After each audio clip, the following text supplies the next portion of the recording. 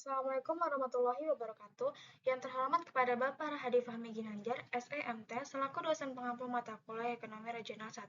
Perkenalkan, saya Noviartel Sahandayani dengan NIM 55532300028. Pada kesempatan ini, saya akan memaparkan hasil analisis terkait pertumbuhan ekonomi di Kabupaten Teluk Bintuni tahun 2010 sampai tahun 2024. Di sini ada daftar isi yang terdiri dari uraian teori singkat, PDRB Kabupaten Teluk Bintuni, analisis empiris wilayah dan interpretasi hasil, rekomendasi kebijakan, kontribusi terhadap proyek work kelompok, dan yang terakhir yaitu kesimpulan. Next ada teori singkat konsep wilayah. Konsep wilayah merujuk pada area dengan batas tertentu, baik alami maupun administratif, yang mencakup aspek fisik, geografis dan sumber daya alam, dan sosial penduduk budaya.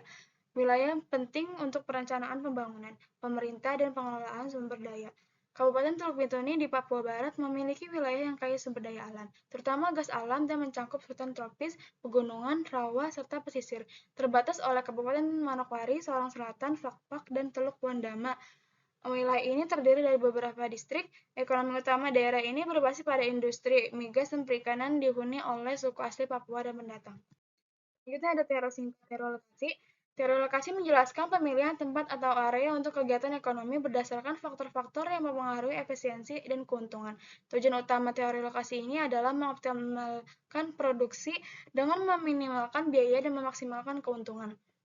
Teori lokasi di Kabupaten Teluk Bintuni dapat diterapkan untuk memahami pemilihan lokasi kegiatan ekonomi, terutama di sektor migas dan perikanan.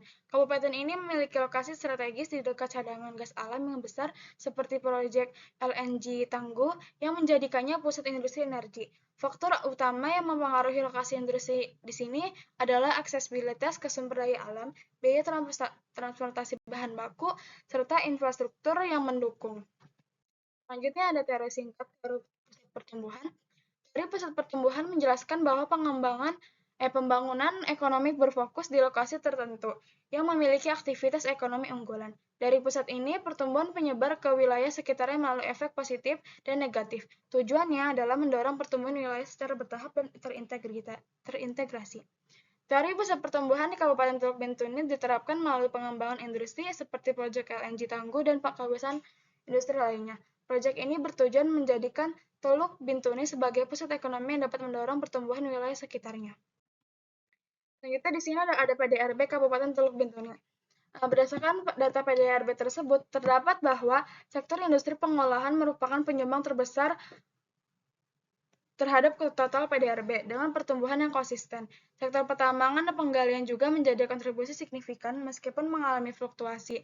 Secara keseluruhan, total PDRB meningkat hampir 2 kali lipat, mencerminkan pertumbuhan ekonomi daerah yang positif. Selanjutnya ada perhitungan pertumbuhan tahunan. Dapat dilihat pada tabel di samping bahwa sektor industri pengolahan menjadi sektor pertama yang paling mendominasi dari tahun 2011 sampai tahun 2018 dan kembali mendominasi pada tahun 2022 sampai tahun 2024. Sektor konstruksi menjadi sektor kedua dengan pertumbuhan yang dialami sebanyak 2 kali, yaitu pada tahun 2019 dan tahun 2021.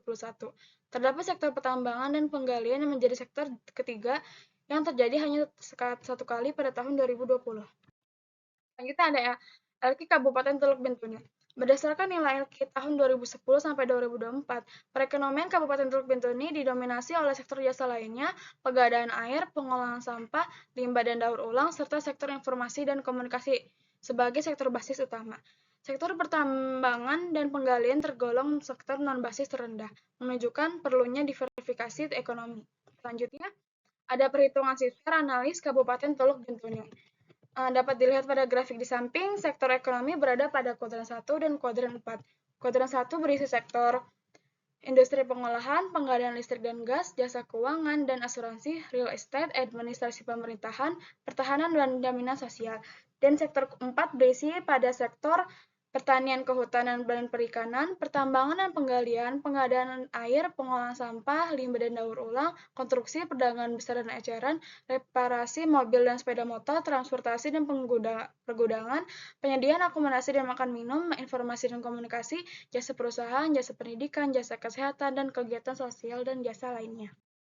Selanjutnya ada rekomendasi kebijakan. Berdasarkan hasil analisis ekonomi Kabupaten Teluk Bintuni tahun 2010 sampai 2024, disarankan agar pemerintah daerah mendorong kebijakan diversifikasi ekonomi guna mengurangi ketergantungan pada sektor migas dan pertambangan yang saat ini tidak tergolong sebagai sektor basis.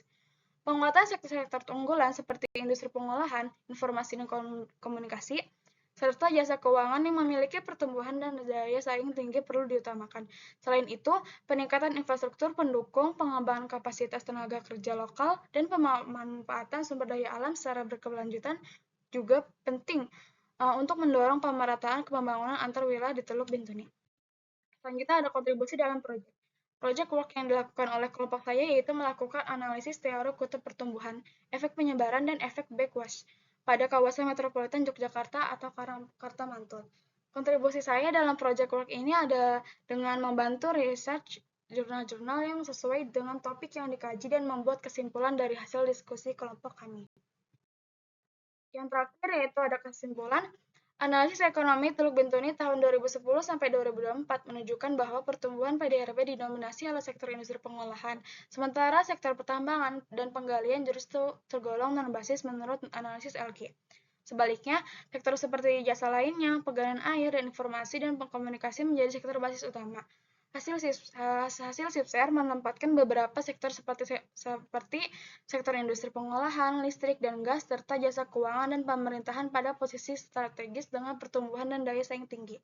Hal ini menunjukkan bahwa meskipun masih ada ketergantungan pada sektor tertentu, Teluk Bintuni memiliki potensi untuk diversifikasi ekonomi melalui penguatan sektor-sektor unggulan lainnya, guna mewujudkan pembangunan yang lebih seimbang dan berkelanjutan.